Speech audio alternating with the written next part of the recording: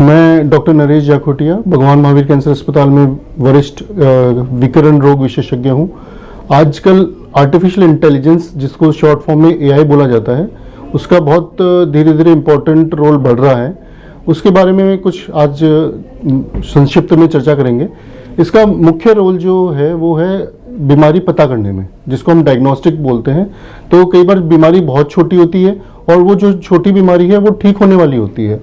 तो छोटी बीमारी को नॉर्मल जो डायग्नोस्टिक टूल्स हैं वो नहीं पकड़ पाते हैं। उसके लिए एआई के माध्यम से हम बीमारी के बारे में जल्दी पता कर सकते हैं। इसमें कोलोनोस्कोपी और अदर जो जांच होती हैं, CT scan, MRI, PET scan, उसमें भी ये एआई इम्पोर्टेंट रोल प्ले करती है बीमारी को जल्दी पता करने में। फिर हम आते हैं रेडिएशन यानी विकिरण के इलाज में एआई कैसे मदद करेगी।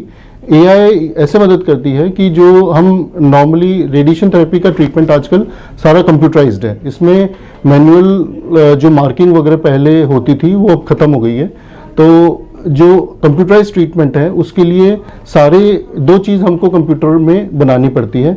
एक तो नॉर्मल ऑर्गन बनाते हैं जिसको OAR बोलते हैं, ऑर्गन एट रिस्क, और दूसरा बनाते हैं हम जहां हमको बीमारी को टारगेट करते हुए रेडिएशन देना पड़ता है। उसको क्लिनिकल टारगेट वॉल्यूम CTV और प्लानिंग टारगेट वॉल्यूम PTV बोलते हैं। तो दो पार्ट होते हैं ये, OAR और टारगेट वॉल्यूम्स।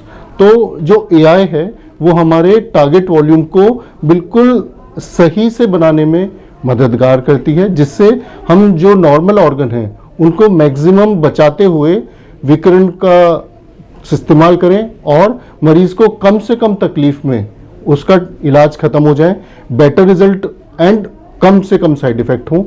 उसमें एआई हेल्प करेगा और धीरे धीरे इसका रोल बढ़ रहा है। तो इसको हम एक्सेप्ट करें और ज़्यादा से ज़्यादा इस्तेमाल करें। धन्यवाद।